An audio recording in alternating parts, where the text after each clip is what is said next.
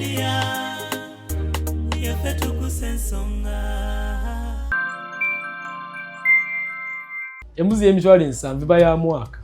eba etuuse okuwaka. Tugeze nga nze omulunzi nti nzize wuwo okugula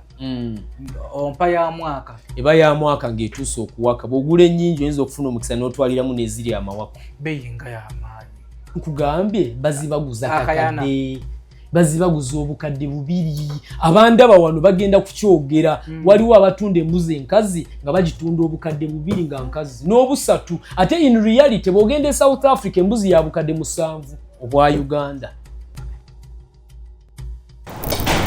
Wali olowoozezzaako okuzimba naye ng'olaba kizibu kubanga bakufezefeze dda. Kato Attract Construction Services Limited babifudde byangu. Bano bazimba, bakuba plan z'amayumba eziri ku mulembe, basiba tiles, bakola plumbing, basiiga langi, bakola ne biodigester septic tank n'ebyamasannyalaze byonna. Ennyumba eremera ku musingi oba baagikyamya, ennyumba etonya, bano bakafulu bye bakola babitegeera be basinga. Beesige obakwasa ekirooto ky'ennyumba yo tojja kwejjusa. Kato Attract Construction Services basangibwa ku Prime Village Mall Enate opposite Total Masaka Road level 2 room D07 oba bafune ku noti 772009 oba noti 7585 beba Kato Attract Construction Services Limited abazo kutereza embeera ey'okuzimba.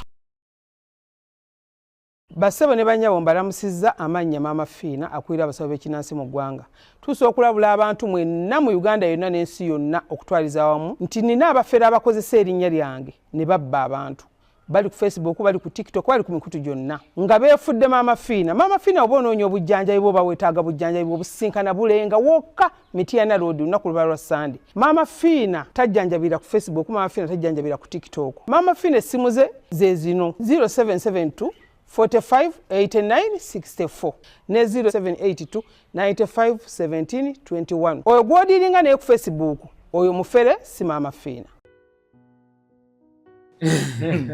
Najjako wano nendyako ku mbuzi wano yali etya ngamasabu ate nalabye nga baguddewo branch embalala.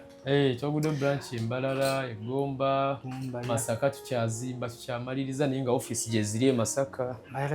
Wano Ntinda tunaatera okugulawo tuli mu finalizing okuzimba.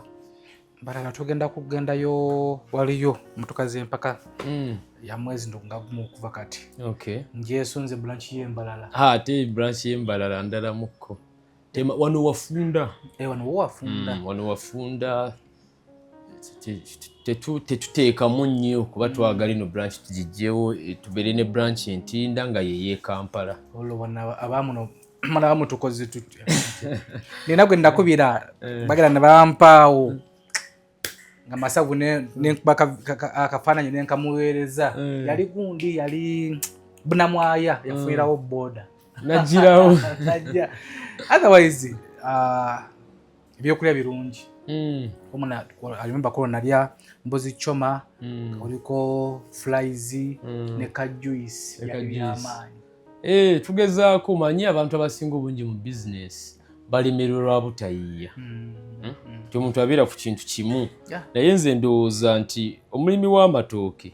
bw'alaba nga abagagula tebakyawera bulungi alowooze ku kufumba kubanga agalime ng'ate bw'agafumba. Kwesibifa media tukusensonga nze nkubuuzaako muzzukulu wa Kabajja finally nasaba olunaku luno waliwo ebisawe nanoonyeza bakulu baneeno ne staff bafuna bulungi naye sabidde olunaku luno nzijjako mu woofiisi tuleko n'omukulu wa YPA ekyanyambye tinabadde ndawo nga ku mitimbagano nga mpita ayita nempwira nti waliwo contract ezakyuse nengamba lwaki siddamu ne mbanoonyaako ky'omukisa omulungi mbanoonyezzaako ne banzikiriza. Kaakati ebibuuzo byammwe bulijjo biruma abantu ate siko ngenda kubeera nga nfuba okutuusayokko ku bimu ebyogeddwa ku YPA bingi sigenda kuttira ku liiso ebyogeddwa ku YPA bingi nange nenga kanti tuleke ku ground ndabe ddala ebyogerwako gye bavuddeko ko naliko saidi za bayitayo batya gye twali oba Sembeguya Semba buli Gomba maddu kati nembuuliriza nengamba naye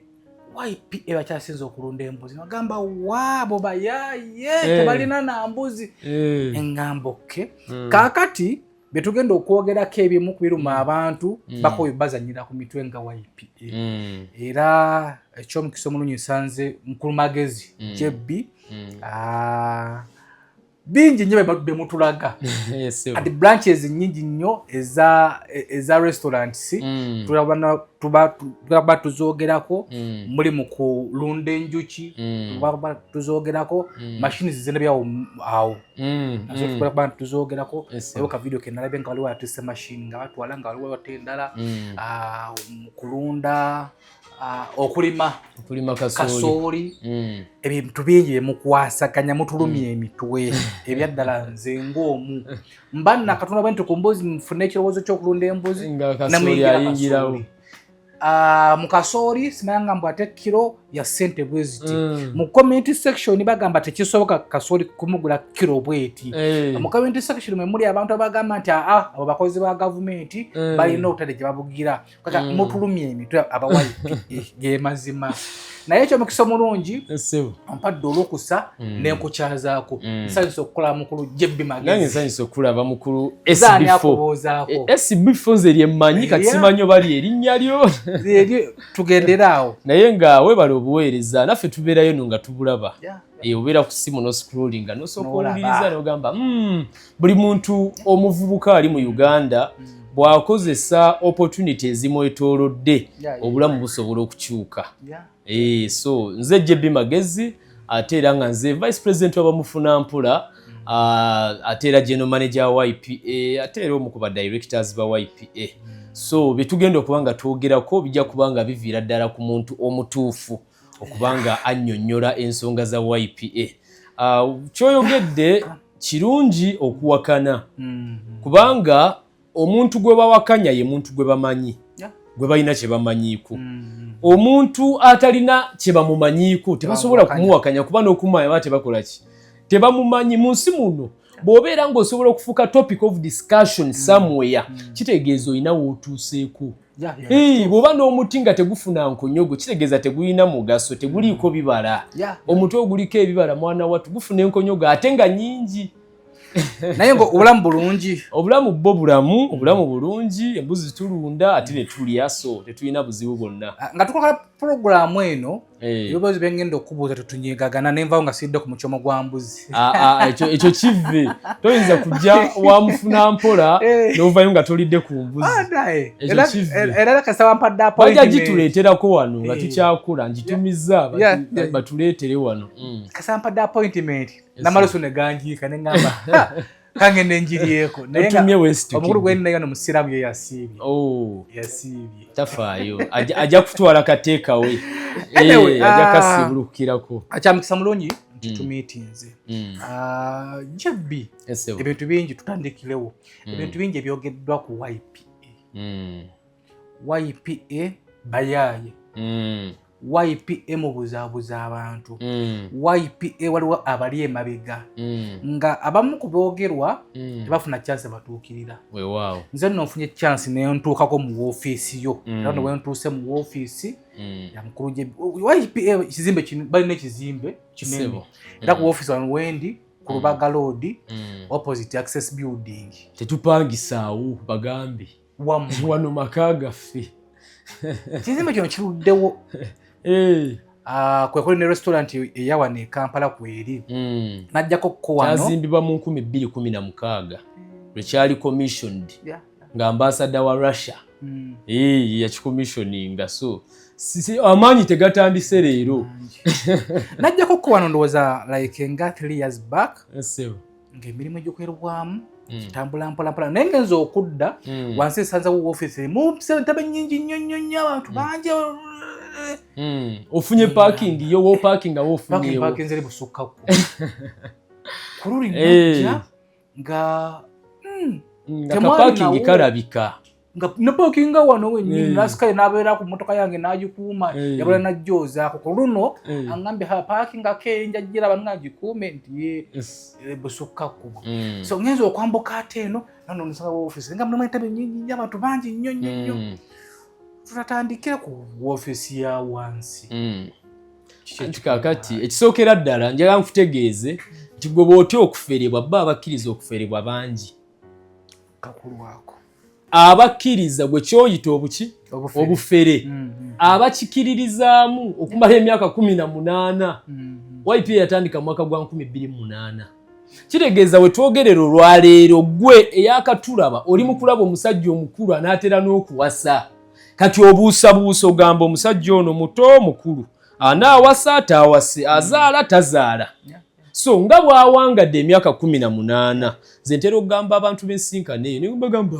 gwe okyali muto, okyali muvubuka, okyalina omukisa ogw'okubeera omulamu, naffe tukyakola, tukyalina omukisa ogw'okubeera abalamu. Kiwe obudde, naffe tukuwa obudde. Ffe tukuwadde obudde nawe tuwe eki? Obudde. Naye agamba nti nze ninamu akaze k'abagagga. Omanyi omugagga n'omwavu balina ekintu kye bafaanaganya. Kimu oba bibiri, ekisookera ddala bonna baatondebwa Katonda. Ekyokubiri bonna batiitiizi kuba bantu. Okitegedde? Naye enjawulo wejjira ku mugagga n'omwavu nga bonna batiitiizi. Omu agamba kankikole ndabe ekinaddirira. Atya nnyo n'agamba naye bwe nkikola akakadde kano akamu kasobola okuvamu obukadde 10. Kati omutiitiizi agamba akakadde kano akamu kayinza okufa. Ontegedde? Bonna balina akakadde. Omwavu n'omugagga. Naye omu agamba akakadde kano bwe nkejjako kayinza okuzaalayo obukadde obubiri. Kale omwavu agamba akakadde kano bwe nkejjako kayinza okufa. That is the only difference. Era abagagga kyo baba ne pressure. Baba ne stress kubanga batala kye bayita afya. Kati omuntu atatala afya muyimbi yamuyimbako nagamba omuntu aliba omwavu ne mu mikisa alabamu ebizibu. So YPA fe tukugamba nti biwo obudde pressure yaki sente tozipapira kubanga oyinza okuba tozeetaaga nnyo kati. Leka abazeetaaga ennyo bakole ebizibawa, abatazeetaaga nnyo muziwe obudde munajja mu luvannyuma mu maaso. Emyaka 18 bwe giba tegikumala kulaba kituufu. Yongerayo emyaka emirala 18. YPA emyaka 18 mbadde mulunda mbuzi oba nabyo ebirala nga kulema kasooli kulunda njuki byonna. Kakati embuzi ekisookera ddala kankuwe history YPA yatandika ekola ki? Kubanga YPA teyatandika ng'erunda mbuzi.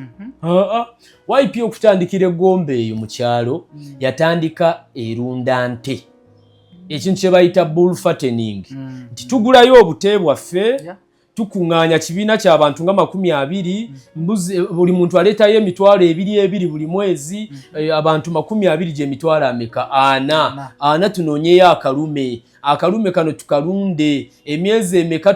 tukatunde tuzaazeemu amagoba batuweemu akakadde amagoba ago tugagabane.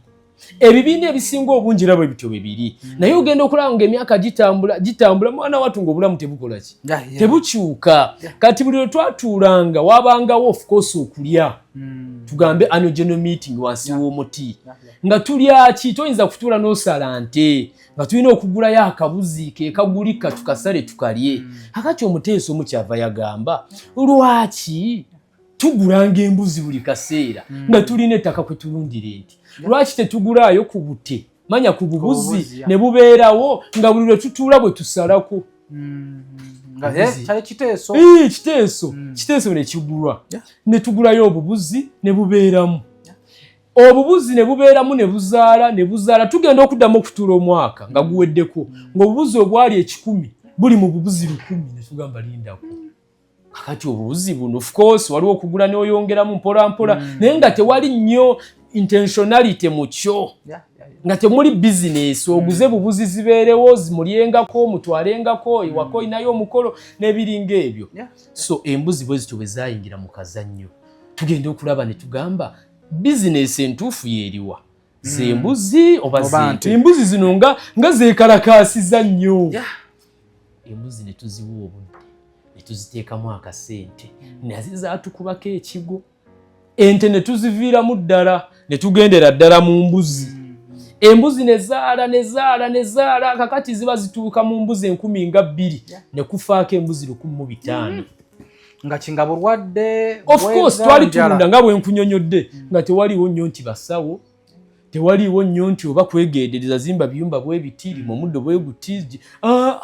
embuzi zeeriisa zokka zeetaaya zokka kati bizinesi waliwo wootuka neekukyamula nga wakatandika ka bizinesi akadduuka nga bakasitoma bajja bakumukumu nowesuulirayo ogwa naggamba naye ogenda okulaba abakasitoma bakendedde ogenda okulaba babulidde ddala enkuba neetonya mu kibuga ogenda okulaba baziga kuyingiridde emaali bagitutte ogamba ebizibu bizinesi ng'ekyakula esanga ebizibu bingi kati ne mu bulunzi twasanga ebizibu bingi kakati awo omwami Obedi we yaviirawo n'agenda e South Africa ngezaako kubikaatinga short bwe yagenda e South Africa Obedi Ben president wabamufuna mpola n'abeerayo okumala emyezi nga 8 n'asoma kye bayita embuzi kubanga yali ategedde nti embuzi ekisooka zifuna kubanga embuzi ezaali 10 okubanga zituuse mu 10 kitegeeza ekibuzo ky'okugamba zifuna oba tezifuna kyali tekikyaliwo ng'ategedde nti zifuna naye ng'ekibuzo we kiri kati nkola ntya okulabika nga tezifa bwe ziti bali aba South Africa bwe baba nga bazirunda mu bungi mitwalo na mitwalo ffe tukoze tutya kati gwe akola bizinesi akukayige bw'olaba nga bizinesi gy'olimu ekutulugunya naye nga waliwo omugagga agigaggawaliddemu gwe olina kunoonyereza bunoonyereza omuntu ono akoze atya okulaba nga bizinesi etambula todduka mu bizinesi mangu tugivaamu ogende mu ndala kuba n'endala ojja kusangawo ebizibu byebimu ebirumba abatandika bwe yava e South Africa amaze okumasitalinga art yena n'atendeka abaana abalala netutandika kati on a massive scale ye YPA gy'olaba olwaleero abaali abantu 20 abamu of course badduka embuzi bwe zaafa ne badda buto wakati abantu ne baddamu ne batandika okujja mpola community neefuuka district organization neekula ne turegisteringa neefuuka company abaali mu katale akaliroko mu butale bwa wansi mu kyalo ne tufuuka ate international nti otambula amawanga ag'enjawulo ng'ekikutambuza mbuzi ne wenjogerera kati yafulumye eggulo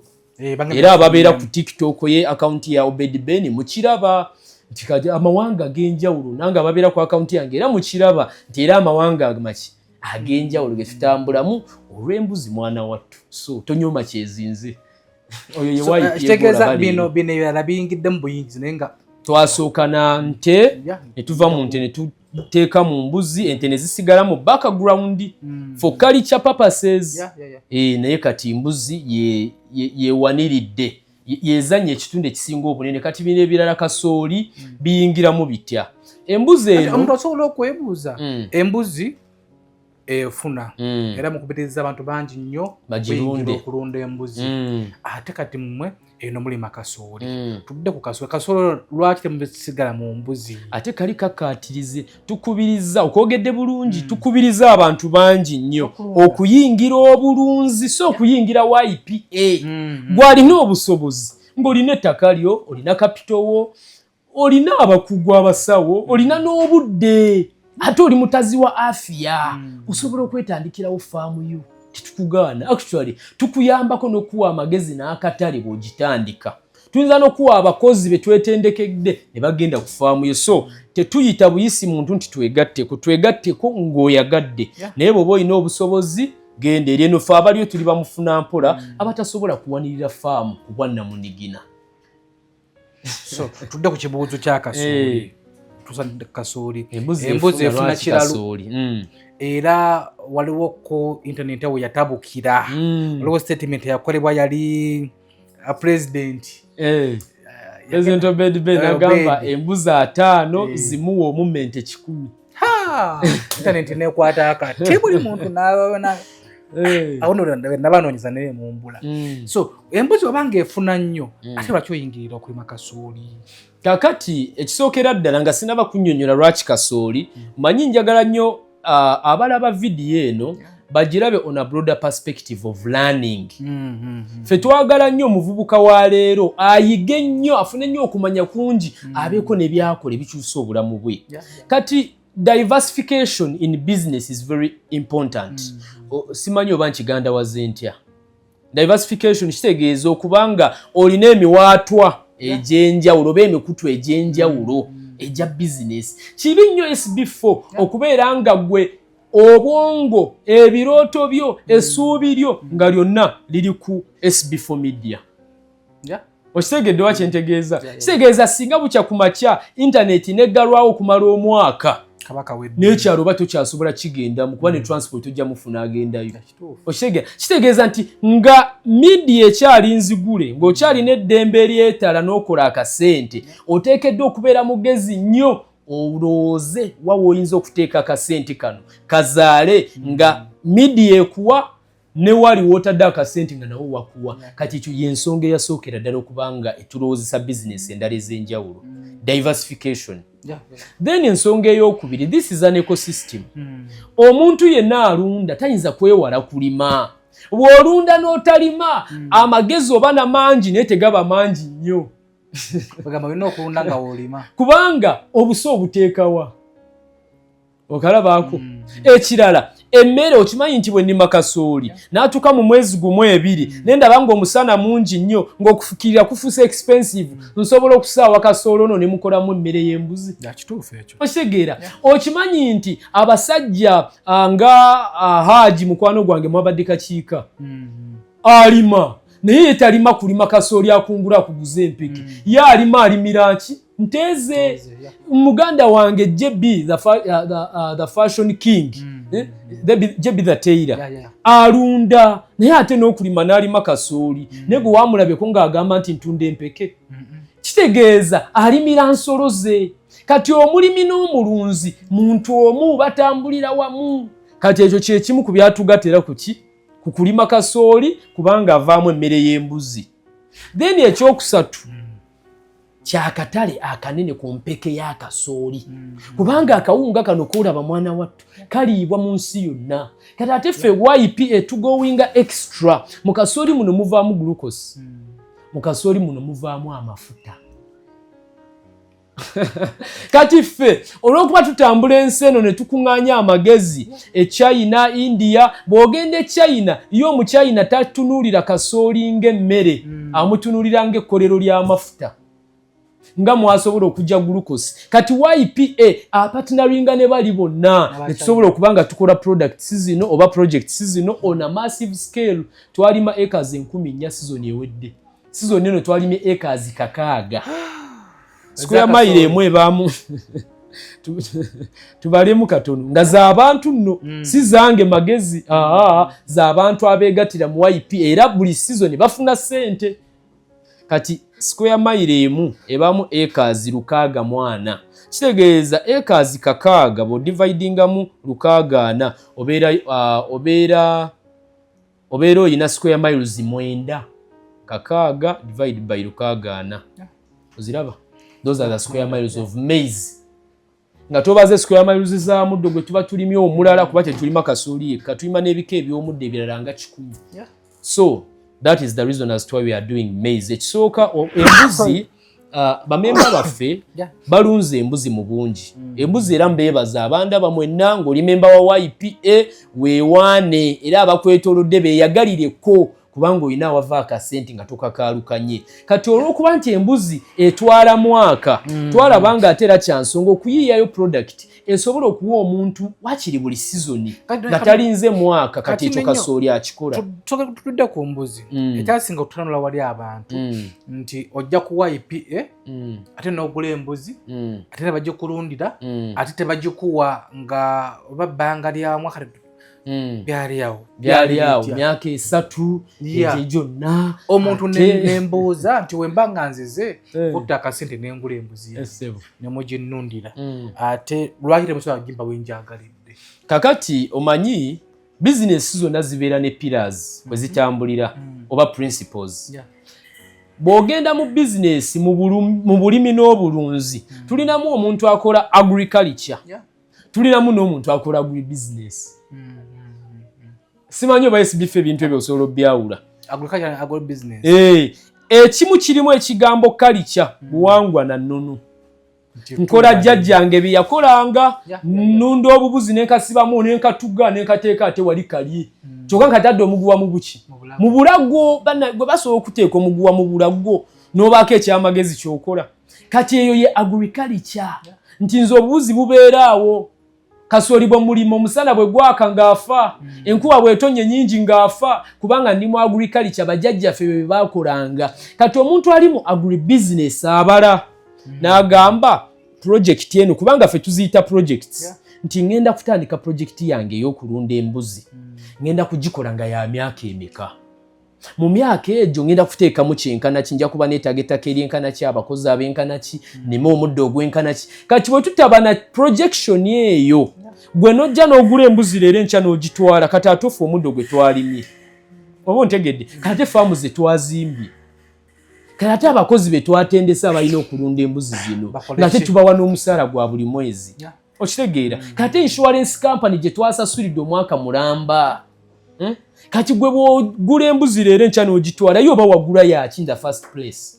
Kubanga embuzi teringa kamyu. Embuzi ewaka n'emala emyezi 5 n'ekitundu. Kitegeeza bw'ogitwala before that time oba otuta embuzi either ng'eriggwako nenga tenazaala. Kitegeeza amagoba tonna bana kugafuna, kubanga ogafuna mu baana beezadde. Ekyokubiri, bw'ogitwala nga yakazaala ogenda kugikola oti ate buno obwana bwe yakazaala. Kitegeeza obwana nabwo olina okubuwamu omwaganya ne bukula. Kati obwana kye tuba tugamba tubuweemu omwaganya bukule bwenkane bamaama baabwo, bugende kuvaluya emitwalo 75. Awo osobola okutandika okutunda. Kati obutamanya bulwadde. Ekirala ekyasinga okutanula abantu, lwaki gwe olina okunnundira, lwaki sijja n'engula n'entwala? Ekyo nange nkubuuza lwaki ompa nkulundire ng'ate osobola okwerundira. Kubanga options weeziri zombi. Waliwo option y'okukulundira ne option y'okwerundira. Kati nga gwe tonnaba kwebuuza lwaki nkulundira, sooka weebuuze lwaki teweerundira ng'ate nze ntunda embuzi eri abaagala okwerundira. Anti mmwe mwakiteekawo nti ogula ate n'enkulundira. Si ffe twakiteekawo, tusabibwa busabibwa, era okukulundira olina ne ssente z'osasula tukulundire. Kitegeeza waliwo bingi ebiyinza okukulemesa ffe okkulundira, nti bw'otatuukiriza mutindo gwe twagala tetukulundira. Kitegeeza ekisinga obwangu gwe kwegulira n'otwala ne weerundira. Naye njagala weebuuze ekibuuzo, lwaki newankubadde nga waliwo option y'abantu okwerundira, YPA ewezezza kati embuzi emitwalo 15 nga z'abantu beerundira? Ku mitwalo 15 gy'ogamba egy'embuzi, abantu bagamba n'embuzi teziriiyo. Anti kati abagamba n'okulambula tebalambula. Kiringa okugamba nti SB4 talina mukazi, naye nga newuwe waka simanyiiyo. Oba ntegedde? Nankulaba mu kkubo. Embuzi ezo gy'ogamba emitwalo emeka? Emitwalo 75 buli mbuzi. Obungi emitwalo 15. Ziri side wa? Mu areas ez'enjawulo tulina faamu ze Nakaseke, Nakasongola, Sembabule, Gomba, eyo yonna faamu mpitirivu. Mukikwataganya mutya? Ale ekyewuunyisa, tulambula mwattu kyenkana buli mwezi. Ate ng'okulambula kwaffe tekuli mitinga nti ono memba ono si memba. Lwe tuba tunaalambula tulangirira ku mitimbagano gyonna, ku maradio, ku mativi, kubanga ffe twagala omuntu ajje mufuna mpola waffe gwe twagaliza ennyo, abeeko by'ayiga ku ground, alabe ozimba otya, olima otya omuddo, obwana obulabira otya, oba oli awo akataka ke yasikira ewa jjajjaawo oba ewa kitaawe, agende abeeko ne kye yeekolerayo. Justin lwakuba omuntu bw'abanga yakikolako n'alemererwa, nalunda naye ewaffe ababbi bangi, embuzi bazibba. Nalunda naye abasawo ewaffe tebaliiyo, balwawo agenda okujja ng'embuzi efudde. Nalunda naye ewaffe tebaagaliza baziwa obutwa, abantu b'ekika bazibu nnyo. Nalunda naye ewaffe takafunda, obeera ogitadde wano neesala n'egenda ewa neighbor ne mudda mu kuwoza emisango. Nalunda naye eyannundira buli kaseera yaŋŋambanga yambikiranga zeno yafudde, kakati leeteeza eddagala, leeteeza kino, leeteeza kiri, ne sifunamu okumala emyaka gyonna. Kati abantu abakikozeeko nga kibalemeredde bwe bagenda ewaffe ne balaba nga ate faamu mpitirivu, ng'embuzi mpitirivu, nga zinyirira, nga zizitowa, nga zizaala 3-4, nga bagamba waayi lwaki menyeka YPA bwe beesobola nayo okunnundira nengi supervisinga waakiri. Kubanga osobola okugulawo faamu yo nebeera mu YPA SB4 n'omanya nti this is SB4 farm. Faamu muzirabyeko Miki Farm, JB's 100, abantu bangi nnyo abaguddewo faamu zaabwe. Lwakuba nti gwe omuntu gw'oliraanya ayinza okuba takugamba gy'ateeka ssente, naye naye ayinza okuba alinayo faamu ye mu YPA. So teekayo faamu yo, gendangayo supervising nga bwe wandikyalidde eri eyo ewuwo, naye enjawulo weeri nti wano ogenda kuba olina unlimited land, ng'embuzi zeetaayo ensozi n'ensozi, ogenda kuba olina abakugu aba YP abakiruddemu emyaka 18 abasawo ogenda kuwa ina akatale nga woyagalira sente wonna oteeka buteesi simu ku kutu nti mwami magezi ku mbuzi zange 10 ntundirako embuzi 2 akasente kantire ku account mu lunaku lumu 2 akasente nga kali ku account yo ffe akatale tukanoonye already sente zo twazikuwadde wontegedde so ebyo byonna byebisikiriza omuntu n'agamba waayi nze kanteekeyo akasente kange mu mbuzi ekibuzo kiri nti lwaki buli muntu kale si buli muntu lwaki abantu abasinga bwebala bafeesezi zammwe aba YPA ekisooka bagira mu bwongo nti abo bayaaye bafeere kakati njagala okunyumizayo akagera akasooka nga sinakudda mu kibuuzo omusajja yalina ekizibu ky'ebikere ewaka ng'ebikere bireekaana nnyo ekiro bwe baba beebase balina ekidiba ebbali ng'ebikere bikubakerere muyitirivu kakati lumu aba atambula mu katale n'asinkana omuchina ng'omuchina anoonya bikere byakugula ng'ate abyagala mu bungi ono kyava agamba ho kyewayagaliza embazi kibuyaga asudde ewange ensuza bikere era contract jimpe musajja nawe oli contract namugamba sokolete ebikere 1000 sample umugamba musajja yage ebikere 1000 byokka byontumye ebikere byenine ewange biri mu mitwalo na mitwalo namuga leta yo 1000 tusoke tugezese ebyo tubifumbe tulabe biwoma tebibomba hadi musajja nagende waka nalinda obudde ne buziba ebikere ne bitandika okuyimba nafuluma n'akatimba ke avube ebiki ebikere nayoolamu ebikere nga 15 kakati nateeka ebikere 15 ebbali naddamu nayoola bisooto nga temuli bikere agamba ebikere biraziwa bidduse bikoze bitya naddayo ne yeebaka biri ebikere byayodde n'abitwala eri mu katale ew'omuchina namugamba sooka kwateko bino nengenda kuleetera ebikere goote n'okutya nadda eka ne yeebaka ekiro ekyaddako ng'awulirayo ekikere n'ekimu n'ekiro ekyokubiri ng'awulirayo ekikere n'ekimu n'asima ekiddiba kyonna n'akigaziya wansi ebbali wonna nga talaba kikere n'ekimu kati n'agenda ewooli omuchina namugamba sooka onziriza ebikere bino njagala ndabe ebikere byabuze maybe bwe byalabe bino nga bigenze ne bidduka kambizeemu biri bikomewo n'abizaamu ebikere ekiro ne bireekaana ate nnyo okusinga bwe byali bireekaanye n'agamba ku luno okuleekaana kuno kulaga nti ebikere bingi n'addamu n'ayoola ng'era biri 12 amazima gaali nti ekidiba kyalimu ebikere 15 kerere yali mungi nnyo naye ng'ebikere bitono so YPA bwe tutegeka farm visit njagala okigezesa SB4 genda ku mutimbagano gwa Youth Platform Africa YouTube oteekemu annual general meeting YPA tugikolera Kololo kubanga kyekifo kyokka ekigazi kati ekitumala Kololo abantu bakuŋŋaana 10,000 kati gwe weebuuze 10,000 zino naawe agamba nti bafere ani mugezi ku munne kale tugambe 10,000 bonna gwabasinga okutegeera so munange ffe tulowooza abantu babitegeera nnyo kubanga abantu bayiika bati gwe wennyini ozze wano jaamu mungi tolina wopaakinga munda mulimu abantu waggulu waliwo abantu ne mu restaurant waggulu wajjudde abantu balya so nze ndowooza gwatabitegeera oli omu ababitegeera eno bayitirivu era sente zaabwe ziri mu kubakolera sente era eyo ndowooza ekulimu ey'okusoma comment section 2 ne zikiikirira ensi yonna eyo bwe walabye eyo hamu ng'akomentingayo walabye eyo kirumira ng'akomentingayo ani gwe walabye ategeera kale akomentinga era abatategeerayo bakomentingayo okufumitiriza abantu bagamba nti assets zemulina oba byebugaga bemulina bisinga ku bantu be basuubira okugeza nalako ng'ovuga benzi njivuga sebera njirina GL 400 mama waffe nayo balina benzi nalabako president ngali mu raptor era ogirabyeka wansi raptor ngisanze waawo muntu ekizimba kye tuliko kyammwe temupangisa tulabako ekizimba Masaka kalina ekirulanga muntu embaga zifuuse embaga enyonyi zifuuse oyo nabuza kiva mu kulunda mbuzi ekisinga okumya abantu nange mwendi nti olunda mbuzi kalakwata ono muga olunda mbuzi naye emotoka gyovuga mukadde nga bisatu eno mukubye embaga eno mmotoka kati omuntu tawase nti byonna ate nga bya bbeeyi omuntu kakitawase omuntu akadiire ku boda 17 zakafuluma eri mu bukadde nga 7 omuntu ne yeebuuza mu kulunda just embuzi byonna simanyi era abantu abasinga bagamba waliwo muri diversion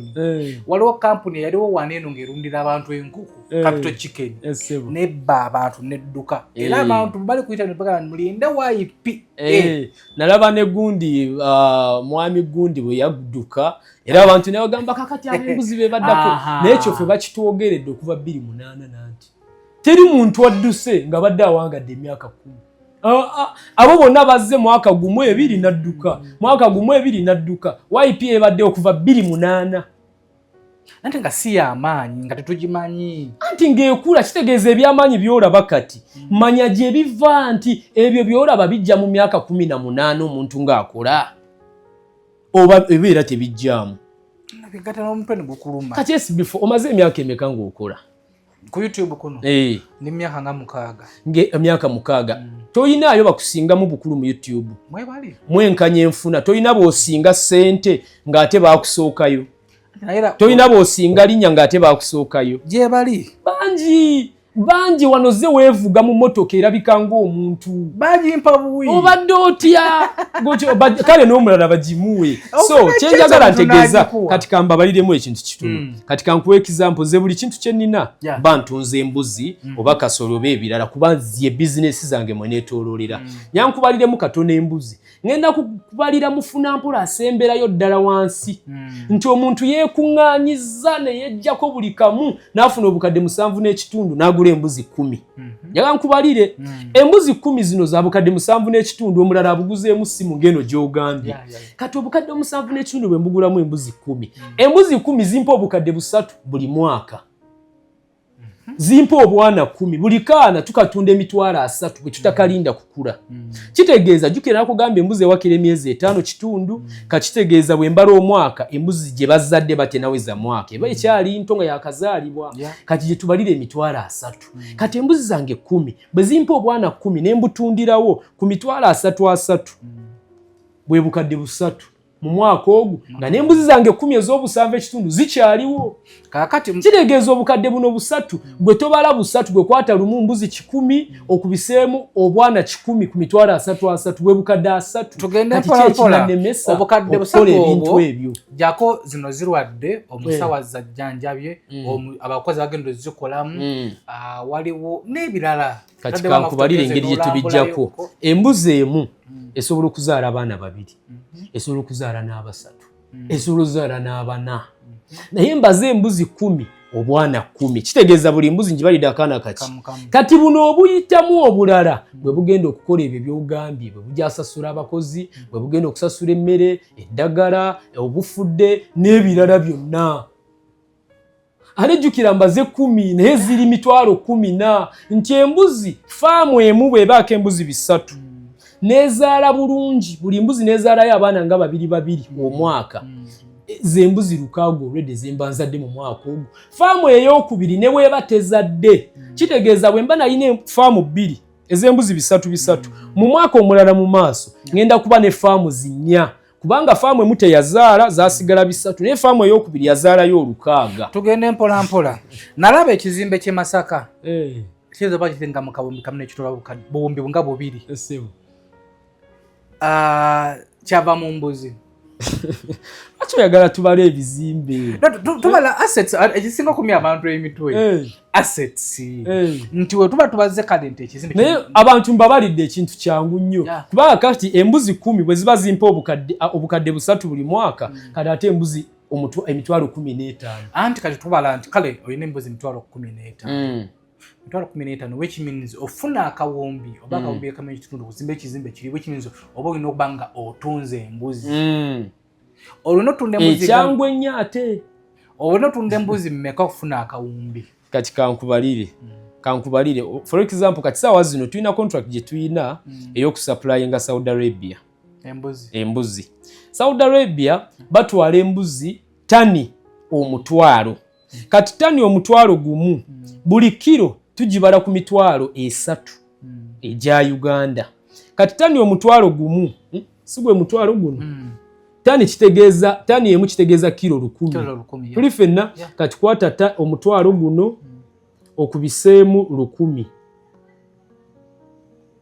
bwe bukadde 10 kilo obukadde 10 kati obukadde 10 bukubiseemu emitwalo 3 ne calculator teziteekawo tezirambulula kanjiwunzike kanjiwunzike ogirabe bulungi bwe buwumbi bumeka obuwumbi 3 kati mashini z'olabye wano wansi tugula zaki mashini za kuzimba oba z'abalimi z'abalimi kulima muddozi tractor kukola biki kati tractor emu ya sente mmeka so kati gwe atanategeera gwe njala nkutegeeze sente ensajja sente ensajja ziri mu bulimi z'otulaze tugeze batutte ttani omutwalo which means embuzi okufuna ttani omutwalo ziba mu mbuzi nga kyangu nnyo ekyokubala kati ne bwe ziba mbuzi mutwalo jjukira kati embuzi emitwalo 10 zizaala embuzi emitwalo nga 2 buli mwaka contract eyo eriwo nga ate nga n'abagula bangi twongerako buli kaseera ne kakati tuli mu kwongerako bamaama tugula bamaama buli kaseera ne twongerako zino breed zamulunda zo zavaawa tugatta breeds 4 tugatta kubanga breeds eziri exotic 100% abasinga obungi abaagala okulunda babalimba jjukira mu katale k'ennyama tebakubuuza lulyo mu nnyama sonya oba okategedde nti omuntu SB4 bwe wajja ku restaurant okulya embuzi wabuuza nti eno lulyo ki lwe ndi mu kulya gwe walya buli nyama yo n'owoomerwa kati abalunzi bambi abatandika babalimba bali ba breeders n'abagamba gloriyo erere ne bakuguza embuzi obukadde 2 enkazi embuzi yaffe ya 75,000 kubanga tutabika local breed mubende breed bwe bagiyita ne tukwata kalahari ne tukwata boa ne tukwata ne savana era bw'ogenda ku faamu zaffe ojja kusangamu ezo kala zonna oba breeds zonna kubanga tukwata ennume eya boa ne tugigatta n'ennume eya mubende kati olulyo lwe tuzaddemu ne tulugata ne savana akavaamu ne tugatta ne kalahari kati ne tufuna kye tuyita YPA breed era bw'ogenda ku katale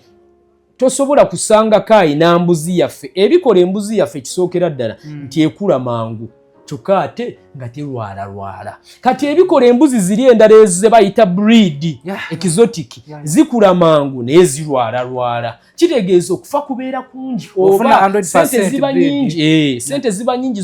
z'okozesa okugirabirira nze yange nkozesa emitwalo 5 okugirabirira omwaka mulamba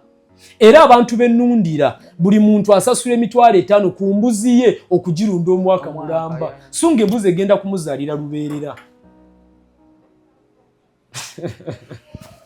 so ebintu byangu bwe bityo kati abuuza bivaawa bisoboka gwe bikole olabo batebisoboke neewuwo gwe kwata embuzi 10 ozigule oziteeke ku faamu yo tusayininge contract tukugambe nti embuzi zo 10 zigenda kukuwa ekitone ennyo amagoba ga mbuzi 10 buli mwaka nga tumaze okukiryalinga expenses zonna nga n'abakozi tubasasudde bw'otaafune magoba ga mbuzi 10 buli mwaka tusibe tudda ku kyebbeeyi oba embuzi ya 7,000 nga ya myezi emeka embuzi y'emitwalo 7 eba ya mwaka eba etuuse okuwaka tugeze nga nze omulunzi nti nzize wuwe okugula ompa ya mwaka eba ya mwaka ng'etuuse okuwaka bw'ogula ennyingi oyinza okufuna omukisa n'otwaliramu n'eziri amawako beeyi nga y'amaanyi nkugambye bazibaguza kakadde bazibaguza obukadde 2 abandaba wano bagenda kukyogera waliwo abatunda embuzi enkazi nga bagitunda obukadde 2 nga nkazi n'obusatu ate in reality bw'ogenda e South Africa embuzi ya bukadde 7 obwa Uganda era zituseera okuzireeta wano tuzitabike tutoolemu tukole olulyo olwaffe ene kwa SB Family tuguse ensonga tukyeyongera mu maaso tulina omukulu JB Magezi tuli ku YPA kansubire nti nno onompayo ne chance na nenzija nebibuuzo ebyali by'abantu bona wenanga olina ekibuuzo kyewali agadde okubuuza aba YPA kiwandiike oteri kuttira ku liiso oba oyinza obanga omanyi nti gwe omanyi naye nga omanyi nti omanyi naye mu butamanya osobola okubanga owandikawo ekibuuzo kyawe mu comment section oba ku inbox yange nemba nga nzijanga nembibabuuza tudde ku contract contract eri ekyaliwo yasinga okutanula abantu ey'okulinda emyaka 3 tekyaliwo ofuna buli mwaka kati kyekiri kyenkubalidde nti kubanga challenge we yali titwali tulinda gye bazadde kubanga bw'otunda before a year oba otunda ki embuzi gye wagula mu January n'ewaka tugambe mu Febu n'etwala Febu, March, April, May, June, July segeza mu gw'omusanvu gye myezi 6 mwegenda okuzaalira kati akaana keezadde kaweza ddi omwaka okatunde kaveemu 75,000 segeza ogenda kubalo emyezi emirala 12 kati 12 gigate ku myezi 6 ejeggwako tola nti oyingidde mu myaka ogenda mu myaka 2 lwaki contract yavudde okyoka kati gundi enkola yavudde weeyo nti temusobola kulinda tezirizi kule kyovula bankugambe tutunda obwana ku 3 kati tetukolera abantu kye basaba kye tukola kubanga abantu baffe bamemba kati contract eriwo nti bwengula embuzi zange leero 10 zigenda kuzaala embuzi 10 buli mwaka naye embuzi 10 sigenda kuzirinda kukula kwenkana ne bano bamaama ab'emitwalo 75 ngenda kuziwaamu emyezi ng'ena 5 zitunde ziveemu emitwalo 3 y'ennyama abawalabu balina kye bayita tender meat balya nnyama egonda ennyama ento era abantu abali mu katale akatunda ennyama ekyo bakimanyi bwe nkyogera ennyama enkulu ya layisi okusinga ennyama ento ennyama enkulu eba ekaluba weebale kati bo baagala embuzi ng'eri mu myezi 4, 5, 6 maximum ebe egonda kati naffe ako ketusala ku mitwalo gyaffe 3 akatale kaffe bwe kanaalinnya bamembe ekyo bakimanyi akatale bwe kalinnya nga tubategeeza nti kati akabuzi tekakyali kaasa tukagenze kwana kitegeeza nga batunda kwanana embuzi gyenkugamba ey'ensanvu yali ku 2 era abazisuubule mu bungi ku mitwalo 2 kati batunda ku 75 buli mbuzi kati ninyo kyoyogedde nekyenzigira mu bwongo nsobola okugula embuzi 50 neziwa nozinondera nga YPA butereevu kati oŋŋambye embuzi zino wembanga ngweze embuzi 5 which means mu mwaka esobola okumpa embuzi 5 kati wano science wajjira nti wembanga nguze embuzi 5 sijja kujja kufa mu kubeerako nga nziraba nti kale neezadde which means embuzi ejja kuza nga watugambye nti waliwo zizaala obwana 3 waliwo zizaala obwana 2 waliwo neevaamu eggwako waliwo n'akazaalibwa ne kafa kati which means nti embuzi yange ejja kuzaala obwana 3 zemundipotingire nti ezadde akaana kamu tetukuripotingira bino ebintu kyenakugambye nti abanafu tebayingira tusayininga nawe contract nti embuzi z'oguze buli mbuzi ejja kuwaayo akaana omwaka gwe bw'olaba nga akaana katono nga wandibadde ofuna 2 oba 3 waliwo option eri eyagula weekole ki weerundire mba sirina lwokusaba ogamba nti weezaala 2 anti kyenakubalidde jjukira togenda kusasula musaala gw'abakozi kati buno obwana obulala obusukkamu si ttaka lya jjajjaawo tugenda kuteeka ku ttaka eryaffe otegedde kati omuntu takuwadde ettaka mwami SB4 kati sikuwadde ettaka sikuwadde musawo sikuwadde eddagala sikuwadde security sikuwadde insurance sikuwadde katale onunda bulundizi nti ku end tetugabana tugeze nti nno onnundidde embuzi 5 mu myaka gyange 2 nfunye embuzi zange 15 wembanga nze kujjako tetugabana mbw ate tusayiningira kyotwala bwe tubaffe tukulundira tusayiningira kyotwala era tekikwatwako kiba kikyo oba zizadde oba tezizadde kiba kikyo era oli waddembe okugamba nti nze buli mwaka actually abasinga kye bakola kati mu contract empya agula embuzi ze100 ye n'amanya nti buli mwaka nja twalanga obukadde bwange 3 mu myaka 3 aba tutte obukadde 9 yagula embuzi za milioni 7.5 embuzi 10 kyokka ekirungi n'embuzi 10 zikyali zize kati go comparinga kino ne business yo obomala weebuze lwaki onoonye emmotoka okumala emyaka 10 ng'egaanye tuli ku SB4 Media tukusenso akamunguluza nkotte njagala kukusiibula nadda olulala nga nkotegekedde bulungi kankubuze ekibuuzo Esebo. omwava asobola okulunda embuzi Bya asobolera ddala. bano bamufuna mpola nganze nga wemba ngize nnyo omwezi osobola ofuna emitwalo nga 3. Kakati olaba tulina abantu baffe kankuwa example single mother kisajja kimugize ne kimuzaalamu omwana ne kimusuulawo akaana kaagala fiizi bimutuddemu n'anoonyaayo kampuni eyinza okumutwala ebweru n'afuluma n'agenda ku kyeyo n'akola omuntu oyo aba mufuna mpola naye basanga obuzibu bungi nti bambi bw'asindikira jjajjaawe kojjaawe sengaawe naye anoonya kyakola ki kyakulya akasente bakateeka mu byabwe abaana ne bakomyawo maziga kati tulina abaana ab'engeri eyo bangi aba diaspora chapter bwe tugiyita nga ye buli mwezi agulayo waakiri embuzi yeegi emu buli mwezi ng'agulayo embuzi emu ya mitwalo 75. Tulinayo n'abalala nga tasobola kugigula buli mwezi kubanga akakadde ke bamusasula kaweererako omwana we kalabiriramu maama we ate kayagala asevingeko wano mu mbuzi zimuzaalire mu myaka 2 oba 3 ave ku kyeya atuule wano e Uganda. Kati tukukkiriza okusasula ne bw'oba osasula 2 ne bw'oba osasula 5 oba osasula 10 mpola kamukamu gwe muganda. So muntu yenna ase ne waba mutembeeyi nze nali muvuzi wa boda zino enkovu zolaba zonna era abakolera ku sali stage Namuwongo ako keekaalo kange bammanyi. So yes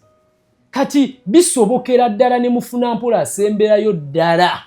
okubanga asobola okukyusa obulamu ng'ayise mu mbuzi. Twogera ku mbuzi naye waliwo kasooli gw'otalinda na mwaka nga ye buli sizoni ofuna akakadde kamu emitwalo 2 buli eke mu gy'olina mu tuddeho ku kasooli wakoze statement nti kilo ya kasooli yammeka kisinziira contract gye tuba tusayininze n'akatale kaffe naye tetutera kukka wansi ekitone nnyo wali 3 kilo emu ate nga abalimi abalala bagamba nti kilo eba mu nusu oba 8 nusu 4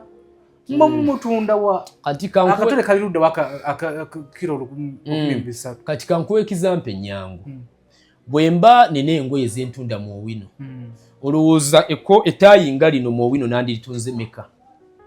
12 ate bulisange wa JB's kubanga bino byonna bya JB's ya nyambaza kati eno bwe ngisange wa JB's olowooza eba ya meka ng'ebiri kati ekibuuzo enjawulo eba evudde luddawo kati enjawulo eri nti gw'otundira mu Owino oli atundira wa Ntinda oli wansi oli ali mu kalina. Kati nenyo kilo ya kawunga ya sente mmeka? Kilo ya kawunga ebeera ku 2,000 normally eba ku 2 wakati wa 2 ne 2.5 kilo ya kawunga akawedde kuba kuba n'ekyo kyatanudde nnyo abantu batuna naye basajja bano. Kati kambuuze kasooli ne mu Uganda muno nga tutera okumutunda ne ku 10 ne ku 12 ne 3. Kati saawa zino omuntu alina kasooli omukalu bw'amutereka ne bamala okulima tuli mu Gwokusatu n'amuteeka gende wa Honorable Luzzi mulimi abitegeera mutereke Maachi kasooli kati akyali mungi bakyatunda bangi mutereke mu April yingira mu May tandika okutunda kasooli wo. Kati ekizibu ekirala we kiri olina kitono kyovula abakuseera. Kati gwe bwoba olina ensawo 10 gw'olaba nga alina ekingi mu b'ensawo emu. Oba ntegedde nti abakwetoolodde baalimayo ensawo emu 2. Kati olw'okuba ku kyalo gw'alina ensawo 10 osinziira ku social media tekisoboka nze ndi mulimi munene nnyo ndudde nga nima kasooli. Ensawo 10 olima mmere ya nkoko olima kiki?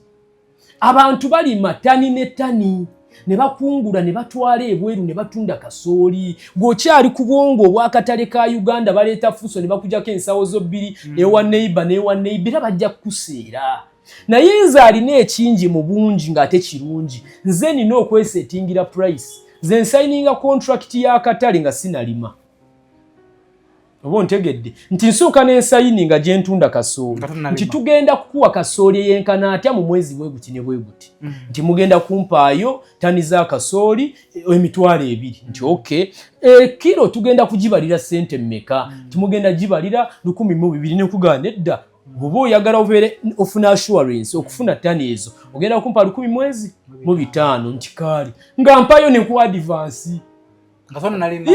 kubanga akimanyi nti adiringa na muntu ali authentic omukugu mucho kayingaze ngenda nima kasooli wange nga bamemba bange bali makasooli owa ekemu owa kota owa hafu owa eka bili owa eka 10 nga tuli makasooli waffe enyenje nga zikunkumuka nga kasooli abala already akatali nga kamulinze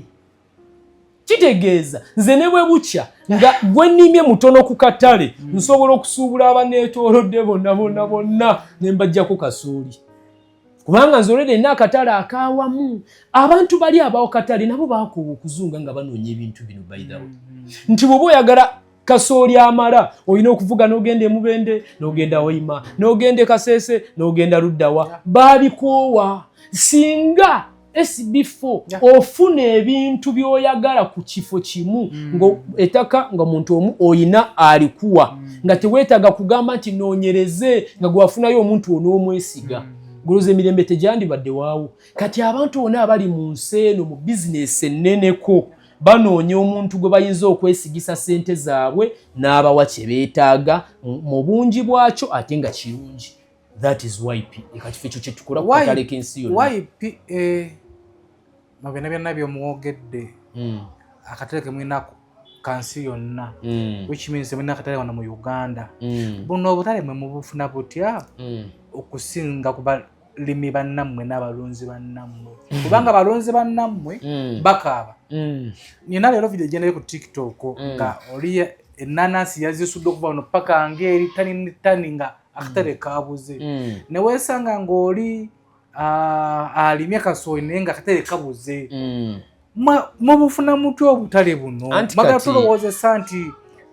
abalimi bano abalala bo tebanoonya butale. Kati tulina abalimi n'abalunzi ba mirundi ebiri tulinayo bali be nakugambye aba agriculture aba agriculture alima n'alinda akatale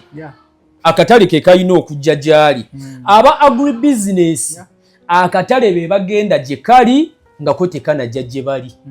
oba ntegedde kyova nkugambye nti ze ngenda okulima nga n'akatale nkalina nga n'endagaano weeri contract ne balooya buli kimu nga kiri legally binding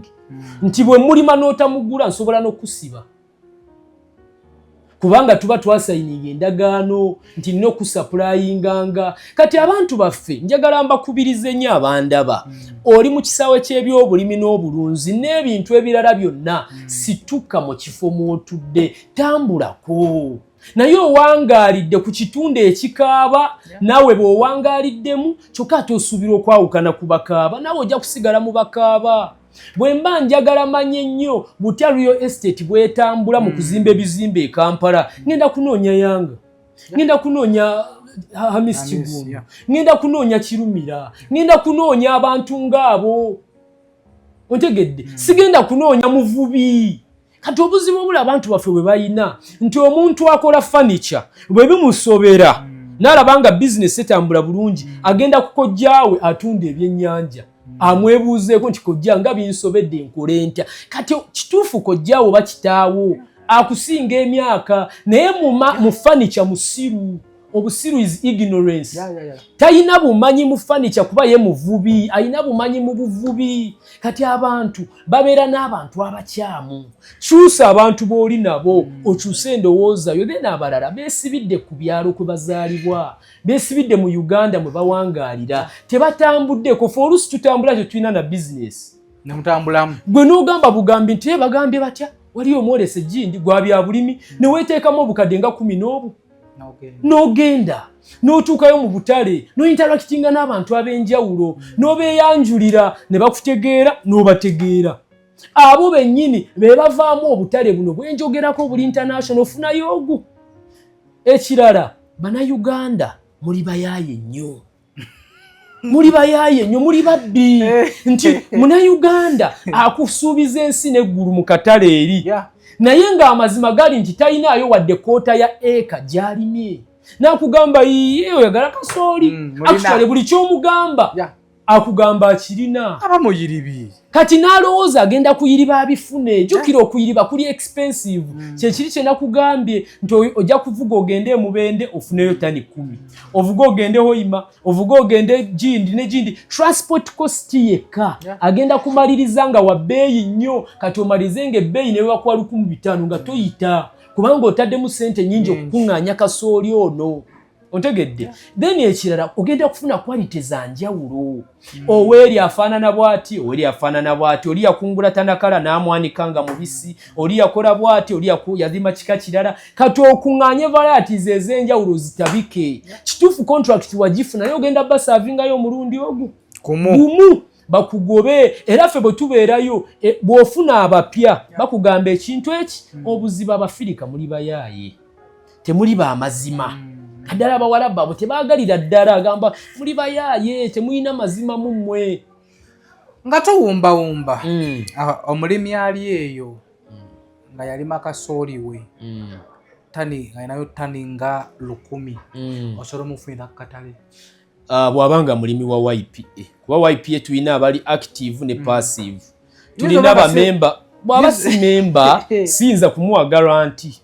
kijja kusinziira ku katale kemba nina mu kaseera but for now akatale kenina ak'abantu bonna nga tekaliko memba ne nani memba kambuzi kati ekitegeeza YPA temugaba ku masannyalaze maife gye tuli osobola okugamba osobola okikuba wano n'ogendako nebwe nokola zi interview masannyalaze pako kale bazita connections YPA temugaba ku connection nga tera amasannyalaze galimu ekika kyogamba bye tuli mu kurecordinga wano ogenda kugenda obigabe anti kakati kubanga kati nze amasannyalaze bwe njagala oŋŋambe nti nze ngenda kugenda ngabireko gundi ngabireko ne gundi ngabireko ne gundi bonna bapostinge nze posting webale nnyo abanaabyagala bajja bidownloadinga wuwo so amasannyalaze ndi mu kugagaba already kubanga omulimi ali eyo muwadde amagezi omulimi ali eyo muwadde assurance y'akatale omulimi ali eyo abadde asobeddwa ng'alima bifa muwadde assurance nti asobola okulimira mu YPA nga tewali sizoni efa nga buli sizoni ofuna kamu 2 buli eka nabadde mbalamu nina kye njagala nkubalire ja kunsonyiwa kana akabalo nakabaze ekiro ssaawa nga 9 nemwe bakakodde tuba tuliawo time check tuba tuliawo time check ale nga mwattu n'okuzaala tuzaala abakazi bagenda bano omuntu ayinza okubeera eyo naye n'agamba ye kakati bakyala baabo tuzaalira ddala nno kakati kano nakayise Honorables Plan 2026 njagala honorable wange nga tanagula motoka mu bukadde buli 2 nga tanagenda bweru mu kusula mu 5 star n'ebirala obukadde 375 abukwata bugule mu eka 10 ez'akasooli fe tutekewo ku tractor n'ensigo n'obukuumi n'insurance tulime kasooli buli season abere nga akungula obukadde 12 okikategedde obukadde 12 buli season kitegeeza mu mwaka gubamu season 2 bwe bukadde 24 kati amakungula g'omwaka gano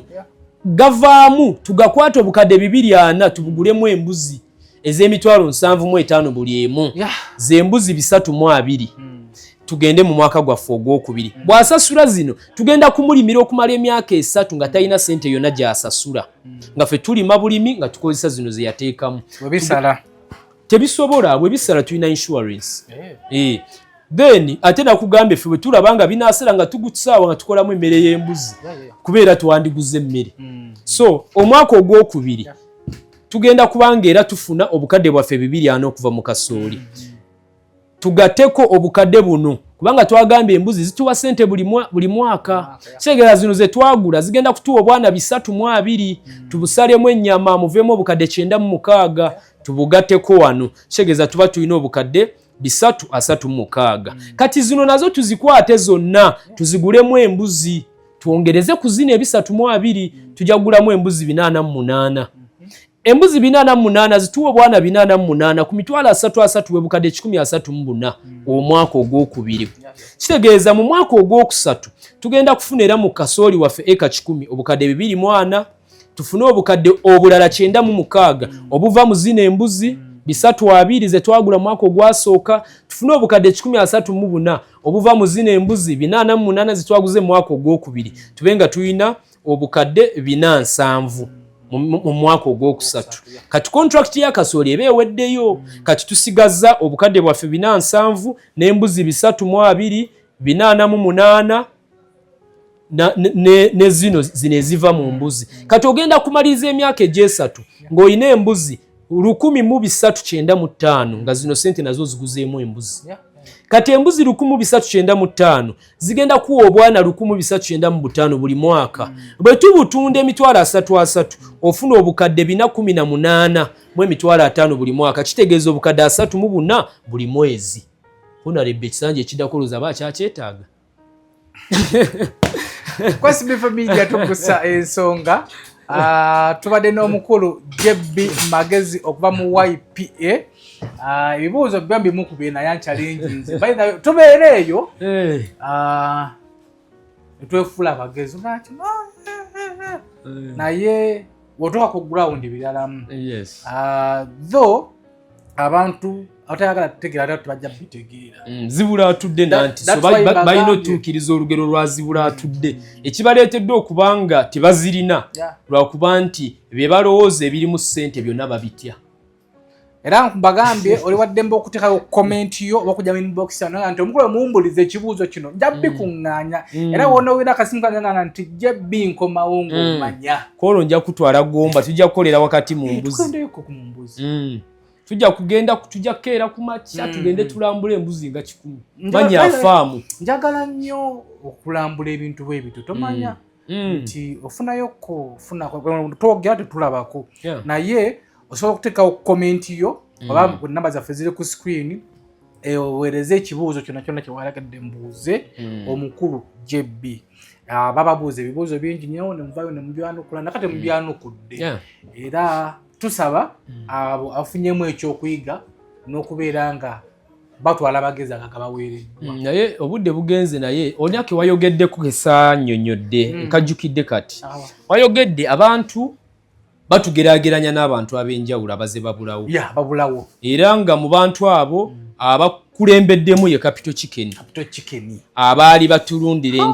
enkoko kati ate bano batulundira mbuzi kakati nze nafuna omukisa nengendako ku Capital Chicken ng'ekyaliwo kubanga yajja already ndi mu myaka 10+ egy'okukola ebintu bino so yayozaamu kopi ey'okulunda embuzi ye n'agamba tulunde kati enkoko kati nina okugendayo ndaba omuntu ono eyayozezza mu projekiti yaffe eno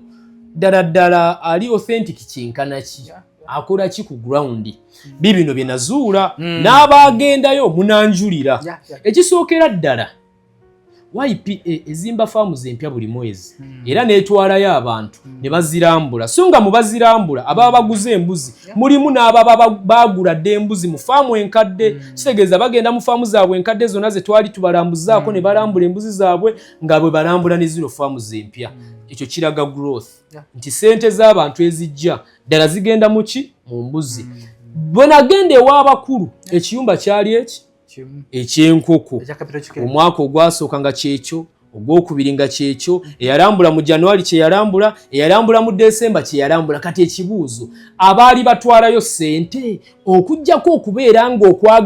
okubeera n'omululu mu ssente okwagala ebyamangu kwabaziba amaaso gwe wali tolaba nti abantu abagendayo bangi naye bizinesi tegejja ekiyumba kisigala kyekimu ofiisi zezigejja zezeeyongera oba ntegedde nti ofiisi zaagejja ne zeeyongera ne zeetoloola eggwanga naye ng'enkoko ekiyumba kiri kale ekibuuzo bwe ziba zaali enkoko 1,000 mu mwaka ogwasooka oba omwezi ogwasooka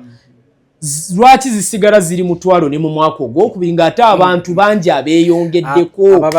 so toli mwavu mutwe gwe gubeera omuzibu so ebintu ebimu twawukana nnyo embuzi zaffe tuzitaaginga buno bukulu SB4 bubawe embuzi tuzitaagingamu erinnya lyo kati bw'ogula SB4 n'ogulayo embuzi zo 10 zonna ozisanga mu taaga ya SB4 SB4 ne tukuwa identification card kaadi eno bwe tumala ogikuwa ne kibanga kikukaka ne tukutwalayo n'olaba faamu yo n'embuzi zo kati ne tugamba engeri y'ekintu olina kaadi yo mu system nga mwoli nga ne faamu yo olaba egyeri buli lw'onootanga ekirooto eky'entiisa keera ku makya genda olaba embuzi zo enzikiriza bazirambula kola de temuliiko ate zaani w'oyagalidde wonna nze mbadde mmanyi nti nkukwasa embuzi n'omukyala n'abaana ku mbuzi zammwe ze muwezeza 2 ne musalako embuzi 2 ne mumalayo kawiiki nga bwe mwokya nako bwe mulyako kuba mbuzi zammwe nze mbadde manyi nti nno komede sino yovuga nze mbadde manyi nti nno kasita nkuwa nga nninda paka mwaka nedda ssebo ng'osooka ombikira ate yazaala eno n'omwana ne gufa ate tetukubikira ate tetukulimitinga kulambula ne gye twasookera ddala okubalambuza abandaba munanjulira nga muli bamemba ba YPA ne gye twasookera ddala okulambuza gwe yasooka okuyingira oba wayingira mu mwaka ki olwaleero woddayo era ogisangayo mukyayaniza bamembers abapya bamemba abapya bakyayingirira ddala twagala miliyoni 10 ez'embuzi eno ye vision board yaffe eya 23 2030 Vision board 2030 tugamba twetaaga regional offices kyovulaba ogamba otulaba Embalala otulaba Masaka otulaba Gombo otulaba Kampala otulaba Nansana kubanga tukola kino regional offices then twetaaga abantu betugenda okukyusa obulamu bwabwe okuyita mu farming twetaagayo akakadde kamu ak'abantu 1 million people betuba tutambula nga tumanyi nti obulamu bwabwe bukyuse then twetaaga embuzi miliyoni 10 awo tuloke tugende mu East African offices YPA factory YPA tower kati sawa zino wetwogerera we are setting up offices in Zambia era mwami Obedi jali sawa zino so nga atera yakava Egypt Tanzania Kenya amawanga gonna agatwetoolodde so nga ate n'aba UAE lwabi nebiriwo nakavaayo recently mwami Obedi naddayo okufinalizinga kubanga nayo twagala kuteekayo offices nga zikola ki zikwasagajja butale bweri bwe tuteekamu ennyama ne ba diaspora chapter kubanga batawaanyizibwa okusindika ssente kukola biki ku registeringa so nabo tubateereyo office ng'omuntu ali e Dubai bisobola okugwera awo Abu Dhabi osobola okujja ne bigwera awo anyway kwasi bifa media tweyanziza okutukkiriza okutucha manyi abantu abamu nina abantu bensebe interview ndi abantu benneewulira n'ogimusaba neyeebuzeebuza ng'omanya naye kati nze ngenda kukyalenjinga tola ntukoze interview eno bw'olabayo komenti y'omuntu yenna ng'agamba YPA yanziba tujja kumukubisizaamu emirundi 10 kwasi bifa media tukugusa ensonga gwali oyo wenanga olina obutandika myaka 18 naye teri awadde atolotoma nti wadde ebibiri bye bwengole omanyi nti olina obutali bumativu ne YPA jangu mu inbox yange tubeere nga ate bakulu bano tubalumba ate nawe ngolina ekibuzo kyona kyewalagadde okubeera nga obuuza openly kati enamba z'amasimu basobola ozifuna kale ojja zibateerayo eri 0709 eno gyensoma kati yange ya mu ngalo gy'okubako nenjekwatira 709 114 334 enamba eza office eya MTN eri 0774 313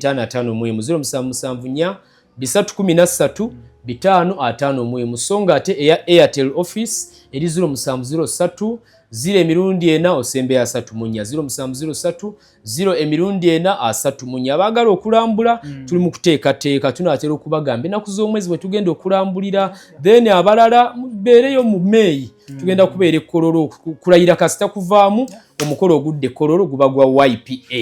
n'olwekyo nambira ku b'Embalala lwempitiddeyo nja kubasiina kasere bampeyo ku mucyo mundi ab'Embalala mbuzi Choma restaurant w'onaalabira ku SB4 Embalala mwerusaniya yeyagale nga sisasula weeyagazi bankubire bukubizi kasimu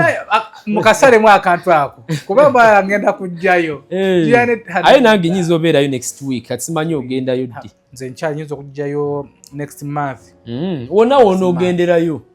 ekisani yakyo gyekiri tweyanziza nyuta neyanza okunkyazaako mu ofiisi yo neyanziza okunziramu obulungi era programu eno katusente gwali eyo wenakyo ofunyeemu wenakyo oyizeemu bangi befula nga batumanyi nga tebatumanyi SB form yayo SB nena omuntu yampitako omuyaaye nemubuuza nengena mu inbox ye yajja mu comment nengena mu inbox ye nemukama mama